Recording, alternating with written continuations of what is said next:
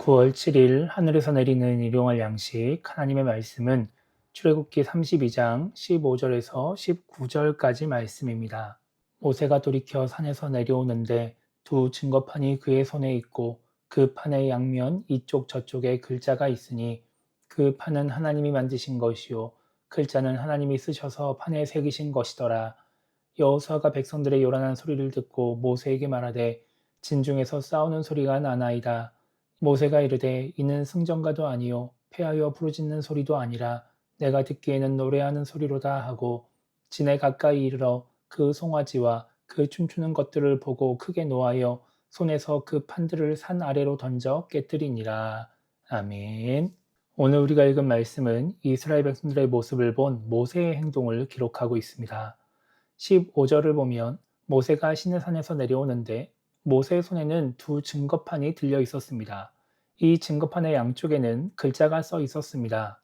출애굽기 31장 18절 말씀에는 하나님이 친히 쓰신 증거판 둘을 모세에게 주셨다고 기록되어 있습니다. 오늘 말씀 16절에도 이 증거판을 하나님이 만드셨고 하나님이 글자를 새기셨다고 말씀합니다. 그렇게 모세가 시내산에서 내려오다가 모세를 기다리고 있던 여호수아를 만납니다. 여호수아는 모세에게 이스라엘 진영에서 싸우는 소리가 들린다고 말하죠.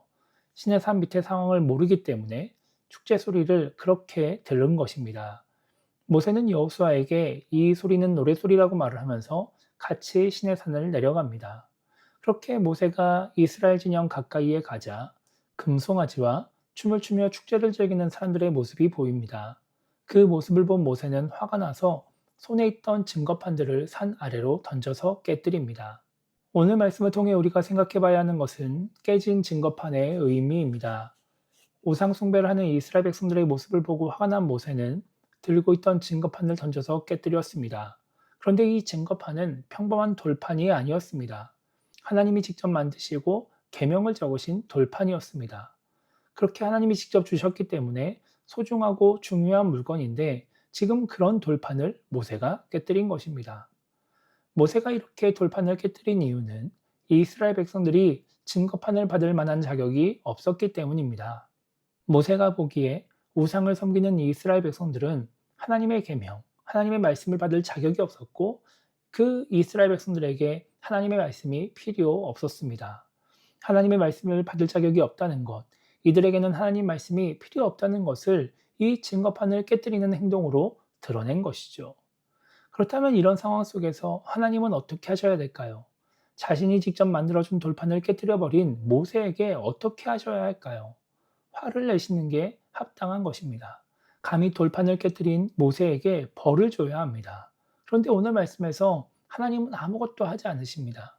왜냐하면 하나님도 모세와 같은 마음이기 때문에 그렇습니다. 모세의 마음과 행동에 공감하고 계시기 때문에 하나님이 모세의 행동에 책임을 묻지 않으시는 것입니다. 하나님은 앞서 모세에게 이스라엘 백성들을 진멸하고 모세의 후손으로 대체하겠다고 말씀하셨습니다. 그것이 하나님의 심판이었습니다. 그런데 하나님의 심판은 그것으로 끝이 아니었습니다. 지금 돌판이 사라지는 것, 이스라엘을 향한 하나님의 말씀이 사라지는 것도 하나님의 심판이었습니다. 우리는 질병이나 자연재해, 외세의 침략 등으로 인해서 육체적으로나 물질적으로 고통받는 것을 하나님의 심판이라고 생각합니다. 그런데 그것보다 더 무서운 심판이 있습니다. 그것은 바로 하나님이 말씀하지 않으시는 것, 하나님이 침묵하시는 것입니다. 하나님이 침묵하시면 하나님의 백성들이 잘못해도 잘못했다고 말씀하지 않으십니다. 어떻게 해야 하나님의 은혜를 누릴 수 있는지, 어떻게 해야 올바른 신앙생활을 할 수 있는지도 말씀하지 않으십니다. 그러면 하나님이 고통을 주려고 하지 않아도 알아서 잘못된 길로 가서 고통을 당하게 됩니다. 그냥 그것으로 끝나는 것이 아니라 그 고통에서 벗어나기도 어려워집니다. 잘못된 행동을 고쳐야 벗어나는데 무엇이 잘못인지 모르니까 그 고통에서 벗어날 방법을 알지 못해서 벗어날 수가 없게 되는 것이죠. 그러니까 계속해서 끝이 보이지 않는 고통, 어떻게 할 수 없는 그 고통 가운데 놓이게 되는 것입니다. 그래서 그 어떤 심판보다 이 침묵의 심판이 더 무서운 것입니다. 이사야서 6장을 보면 하나님은 이스라엘 백성들이 들어도 깨닫지 못하게, 보아도 알지 못하게 그들의 마음을 둔하게 하십니다. 혹시라도 그들이 깨닫고 돌아와서 용서받을까봐 용서받지 못하게 하려고 그렇게 하시는 것입니다. 만약 그런 심판이 우리에게 임하면 어떻게 될까요? 우리가 예배를 드리며 설교를 들어도 하나님의 뜻을 깨닫지 못하고 성경을 읽어도 하나님의 뜻을 깨닫지 못하게 될 것입니다. 그냥 그동안 해왔던 대로 열심히 신앙생활을 하는데 하나님의 뜻을 깨닫지 못해서 잘못된 길로 가며 고통을 겪게 될 것입니다.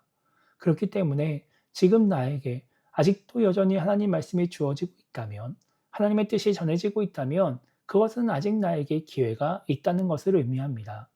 그래서 아직 기회가 있을 때, 하나님 말씀이 주어질 때 하나님 말씀에 순종함으로써 하나님의 말씀을 받을 만한 자격이 있다는 것을 계속해서 하나님께 드러내야 합니다.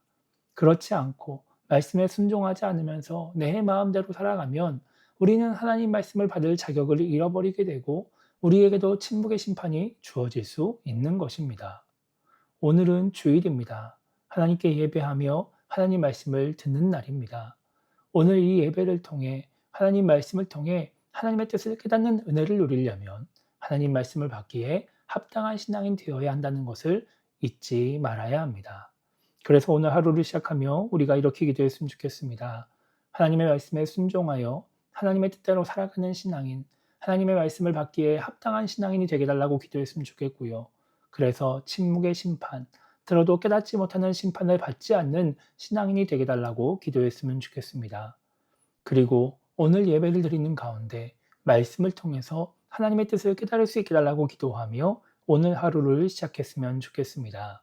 그렇게 말씀을 받기에 합당한 신앙인이 되어서 오늘 말씀을 통해 주시는 하나님의 은혜를 누리는 우리 모두가 되기를 주님의 이름으로 축복합니다.